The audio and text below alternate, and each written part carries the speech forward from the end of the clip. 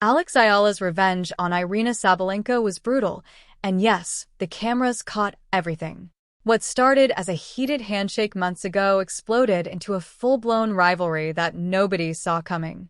It wasn't just about winning a match, it was about pride, redemption, and proving that talent could silence power. When the two met again under the bright lights, every serve felt like a statement, every point a message. But what unfolded that night went far beyond tennis. It became a lesson in emotion, control, and vengeance. Because for Eala, this wasn't just a game, it was payback. It all began months ago, on a humid evening under the bright lights of Dubai. Eala stepped onto the court with the same quiet focus that had carried her through junior titles and national glory. Across the net stood Aryna Sabalenka, fierce, powerful, and unapologetically confident. It wasn't just a match, it was a collision of worlds. Youth versus experience. Calm precision versus raw aggression. From the first serve, the energy was electric. Sabalenka's power tore through the air like thunder, while Eala's control and court sense answered back with poise. For a while, it felt balanced, until Sabalenka began playing her psychological game. Between points, she smirked. She celebrated loudly, maybe too loudly. And when Eala missed an easy return, Sabalenka's glare across the net said it all. You don't belong here. By the second set, frustration began to seep in. Every shot Eala played seemed to echo with the weight of expectation.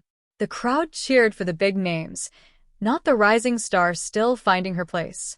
Cameras zoomed in on her eyes, focused but breaking. Sabalenka knew how to use that. She laughed after winners, shouted after aces, and walked around the baseline with the dominance of someone who'd already written the ending. Then came the moment that changed everything. Eala fought through 3 deuces, defending with sheer will. But Sabalenka, in her usual, fearless style, ended it with a crushing forehand winner down the line. The crowd erupted. Eala stood frozen, her racket loose in her hand. As they approached for the handshake, the tension was thick enough to taste. Sabalenka leaned in, whispered something only the microphones half caught, something that sounded like, "Welcome to the big leagues, kid." And then came the smile, that smug, dismissive smirk that millions would replay online for days. Eala forced a smile back, but her eyes told a different story. Behind that calm expression burned humiliation, frustration, and something even deeper. A quiet promise. Back in the locker room, Eala avoided the cameras. She sat in silence, towel over her head, while her phone buzzed endlessly. Clips of the handshake had gone viral. Fans dissected every frame. Some defended her composure, others mocked her silence. Sabalenka showed her who's boss. One comment read. Another replied, "Give the girl time. You'll see." That night, Eala scrolled through it all. Every tweet, every highlight, every jab at her inexperience. She didn't cry. She didn't lash out. She simply watched, over and over again, because something inside her had shifted. That defeat didn't crush her. It carved her. It etched a goal so clear that even sleep couldn't blur it. She began to replay each point in her mind, not as mistakes, but as blueprints. Every missed shot became a lesson. Every smirk from Sabalenka became fuel. Over the next few days, she vanished from public sight. No interviews, no training videos, no statements. But those close to her noticed the change. Her workouts grew longer, her rallies sharper. She stopped posting motivational quotes and started living them. Revenge, one of her coaches whispered, watching her from across the court. That's what's driving her now. And he was right, because from that night on, every drop of sweat, every repetition, every bruise on her palm, all of it had one name written on it. Sabalenka. The cameras didn't know it yet. The fans didn't see it coming. But the next time Eala would step onto the court with Aryna Sabalenka, it wouldn't be as a rising star. It would be as a storm. After that night in Dubai, Eala disappeared, not from tennis, but from noise. No interviews, no press conferences, no social media updates, just silence. But inside that silence, something powerful was building. They said revenge is best served cold. Eala preferred it earned. While the rest of the tennis world moved on, she went underground, figuratively and literally. Her training base shifted to Mallorca, where days bled into nights and routine became obsession. 6-hour sessions turned into 8. Matches against practice partners turned into battles. Coaches said they'd never seen her like this before. Ruthless, focused, unshakable. Her team called it the rebuild, but Eala called it unfinished business. Every morning started before sunrise. She'd stand by the baseline, eyes closed, replaying that handshake in her mind, that smirk from Sabalenka, that whisper that said, "You're not ready." It wasn't anger that pushed her. It was purpose. She didn't want to destroy Sabalenka. She wanted to surpass her. The transformation wasn't just physical, it was mental. She studied Sabalenka's patterns, the rhythm of her serves, her breathing before a forehand, the way she disguised drop shots. Eala didn't just prepare to play her again, she prepared to understand her. Every time she missed a shot in practice, she whispered to herself, "Next time." Her coach once tried to stop her after 5 hours on court. Eala simply looked up and said, "She trains longer." He didn't argue again. The sports world began to notice her absence. Fans wondered where she'd gone. Rumors spread. She's injured. She's burned out. She's lost confidence. But those who'd seen her in training knew better. The fire was there. It was just hidden, waiting for the right moment to erupt. Then, one afternoon, a clip surfaced online. A short training video leaked by a teammate. Eala hitting serves at full power, each one echoing like thunder in the empty indoor court. The caption simply read, "She's coming back stronger." Within hours, it went viral. Comments flooded in, "She looks different. Her focus is unreal." Is this about Sabalenka? Eala never confirmed it. She didn't need to. The eyes told the story. Sharper, colder, more deliberate. Her team noticed the transformation too.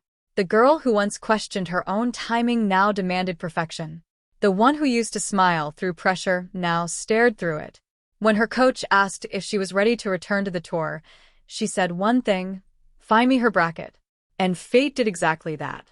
Weeks later, the WTA draw for the Madrid Open dropped. Eala and Sabalenka, same section. If they both advanced, a quarterfinal clash was inevitable. The internet exploded. Sports media called it the revenge run. Headlines read, "Can Eala redeem herself against the Titan?" Eala didn't react. She didn't post, didn't comment, just trained. But behind the calm exterior, her pulse quickened. She knew this was it. The path had looped back, the script writing itself. The same woman who once humiliated her would now face the version of Eala she never saw coming. In the locker room before her first match, she looked into the mirror and said quietly, "This time, no fear." Every swing that week carried purpose. Every win was a step closer to the inevitable collision. Reporters asked her about the rivalry, about the handshake, about the whispers. Eala smiled politely and replied, "I'm not thinking about the past. I'm thinking about what's next." But everyone knew the truth. What was next was her past. And it was about to catch fire. The cameras would soon see it. The fans would soon feel it. And when Eala finally stood across the net from Sabalenka again, the storm she'd been building for months was ready to break. The air inside the Madrid arena was heavy, that kind of silence that lives between anticipation and chaos. Fans filled every seat, phones out, hearts racing. The match everyone had been waiting for was finally here. Eala versus Aryna Sabalenka, revenge versus reputation? Calm precision against pure power. From the first step onto the court, you could feel the difference. Eala didn't smile, didn't wave. Her eyes locked straight across the net, unblinking, unreadable. Sabalenka, on the other hand, walked in like a storm, chest high, racket tapping rhythmically on her thigh. She gave a quick smirk, the same one from Dubai, like she still owned the moment. But this time, the moment didn't belong to her. The first serve of the match echoed like a gunshot. Sabalenka opened with aggression, slamming aces and shouting after every point. But Eala didn't flinch. She moved like water, calm, fluid, adapting. Each rally turned into a battle of wills. Then came the stare. After one of the longest points of the first set, 23 shots of relentless precision, Eala finished it with a laser forehand down the line. The crowd erupted. And for the first time, she didn't just turn away. She looked right at Sabalenka, cold, steady, silent. That look alone said everything. "I'm not the same girl from Dubai." Cameras zoomed in immediately. The clip spread across Twitter in minutes. Eala just gave Sabalenka the death stare. One post read. Another said, "That's the look of revenge." The match escalated. Sabalenka tried to overpower her, but Eala kept absorbing the hits and sending them back with precision. It was chess disguised as tennis. Sabalenka shouted, clenched her fist, tried to rattle her opponent, but Eala's calm became her armor. Midway through the second set, something extraordinary happened. Sabalenka, frustrated after losing back-to-back points, slammed her racket into the clay. The crowd gasped. Eala didn't react. She simply walked to the baseline, bounced the ball 3 times, and fired an ace down the middle, her fastest serve of the tournament. The stadium exploded. Sabalenka stared in disbelief. Eala didn't celebrate. She just nodded once, as if saying that one was for Dubai. The cameras caught every second, the glare, the composure, the message. Broadcasters replayed the moment in slow motion, calling it the turning point. By the time the final set began, the tension had reached its peak. Every rally felt personal, every point like a conversation between rivals who spoke only in shots. At 5-4, with Sabalenka serving to stay in the match, Eala broke her serve with a blistering backhand winner that painted the line. The chair umpire called game.